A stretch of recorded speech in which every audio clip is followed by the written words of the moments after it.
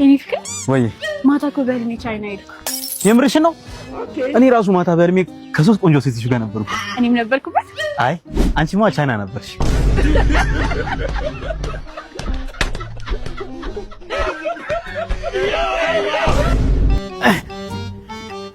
አይ ቆንጆዬ። አቤት። ከመንገድሽ ስላስቆምኩሽ ይቅርታ፣ ግን በጣም ነው የምታምሪው። አመሰግናለሁ። ኦኬ። ስልክሽን ብትሰጪኝ ቅር ይልሻል? ለመሆኑ ስራ ትሰራለህ? አይ ገና ስራ እየፈለኩ ነው። ኦኬ። በጣም አመሰግናለሁ የኔ ቆንጆ።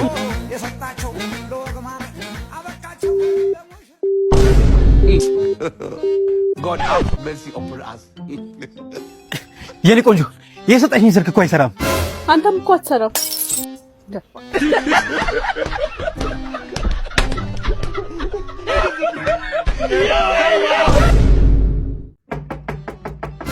ማን ነው? ሰላም እንዴት ነህ? ሰላም እንዴት ነህ? እዚህ ጎረቤታችሁ አዲስ የገባሁት ኢንጂነር ማቲያስ ነኝ። እሺ እና ምን ልርዳ? ስልኬ ውስጥ ገባችና እንደው ትንሽ ሩዝ ካለ ብዬ ነበር። በቃ ይዛል? ይሄው ይዣለሁ። እሺ በዛው ቲማቲም፣ ሽንኩርት፣ በርበሬና ዘይት አድርግልኝ። ጨውን ጨምርበት። ችግር አስጠላ።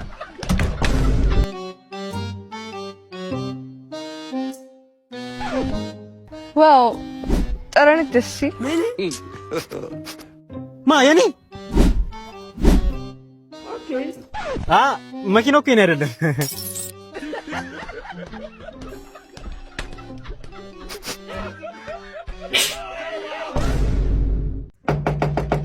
ማን ነው?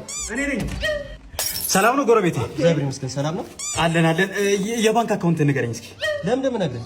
ዝም ብለህ ንገረኝ። ንግድ ባንክ። እሺ 1000 12 62 ለምን እንደጠየቅኩ ግን ገብቷል? አልገባኝም። ለምን የጠየቀኝ? አሁን የምትበደርን 2000 ብር ነገ በየትኛው አካውንት እንደማስገባልህ ለማወቅ ነው። አዎ 2000 ችግር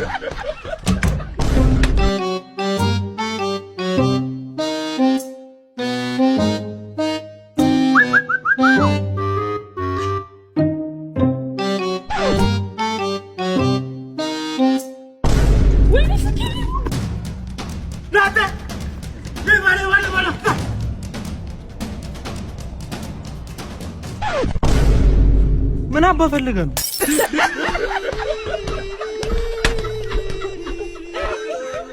ስልኬን ተቀበልክኝ? የጀግና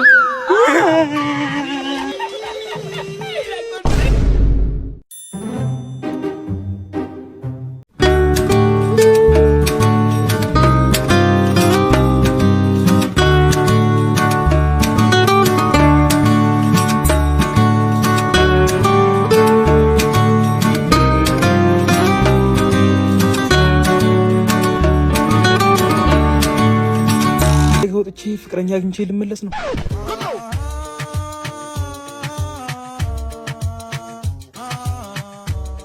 Bombastic side eye. እንዴ ጺም ያለው ህፃን ልጅ አቡሽዬ እናት ጠፍታብህ ነው? አይ ሸቅጥ ለገዛ ሱቅ ተልኬ። ሁልጊዜ የሰው ተጠቃሚ ሆነን እንዴት እንኖራለን? ምን ማድረግ ይቻላል? የእውነት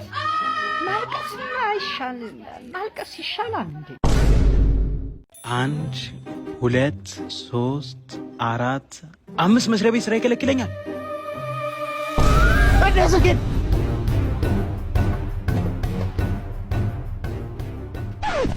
አንተ ምን ሆነህ ነው? ያማል እንዴ? ፍራንክ ላድርግ ብዬ እኮ። ፍራንክ ላድርግ ብዬ ነው ትለኛለህ እንዴ? ሌባ። Bombastic side eye. ይሄ ተረገመ መኪና አሁን ደግሞ ምን አባቱ ሆኖ ነው? God have mercy upon us.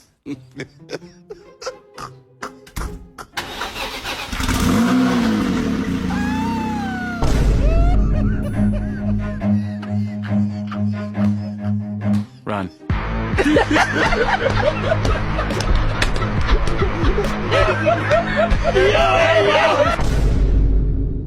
ወይኔ ማቲያስ፣ እንደው በተማርኩበት መቀጠር ቢያቅተኝ ባልተማርኩበት መቀጠር ያቅተኛል። Bombastic side eye. አራዳ ልጅ ወየ በይኝ እስቲ።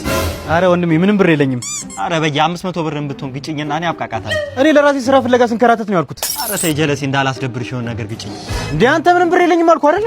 ምን እሺ ጸብ ነው እንደምትፈልገው ብራዘር? ምን ልሰንዝርብሽ እንዴ ዝርያ? Run.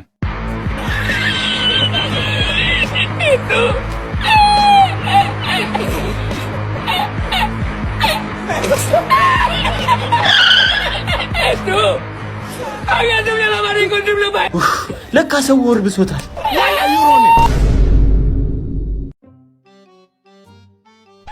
አንተ ልጅቷ ለምንድን ነው በውስጥ ልብስ ፎቶ የላከችልህ? ትናንትና የውስጥ ልብስ ግዛልኝ አላልሽኝም? እያስመረጠችኝ እኮ ነው። እንዴ ለምንድን ነው በራቁት ድጋሚ ላከችልህ? ያው ሌላ የሚገዛ ሰው አግኝታ ይሆናል የሸጠችው ማለት ነው። አሁን ተናዘጨ ያርገ ብራጋግጥ ምን ታመጣለህ? ፈጣሪ የሰው ቤት ገብተህ ነው በለኝ። እቃዎቹስ? መጋረጃውስ ምን ሊያደርግላቸው ነው የወሰዱት? እንዴ እንዳለ ጥብ አደረጉት። በዚህ አይነትማ ኪችን ካቢኔቱን ለመውሰድ መመለሳቸው የማይቀር ነው። አቤት ቦስ፣ አንተ የማንን ጎፈሬ ስታበጠር ነው የኔ ቦስ ቤት የተዘረፈው?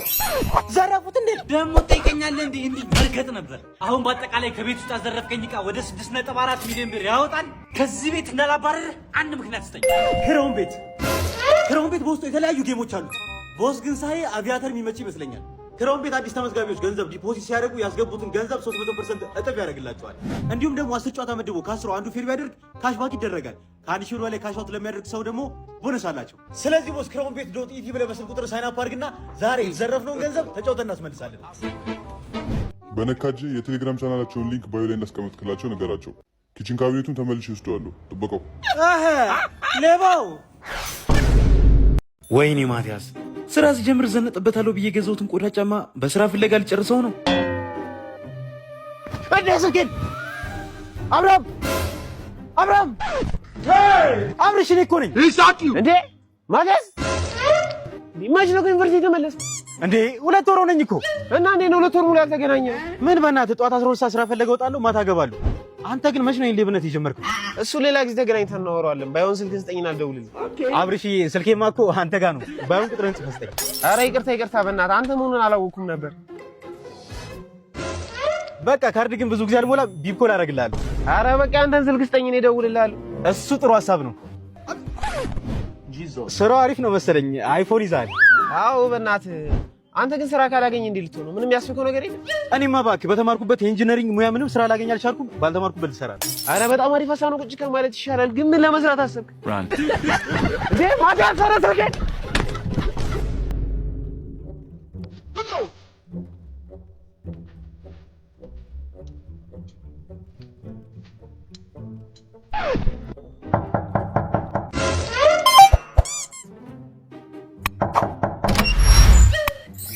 እንዴ ማቲያስ የኔ ቆንጆ እንደምትመጣ እኮ አልነገርከኝም ነበር።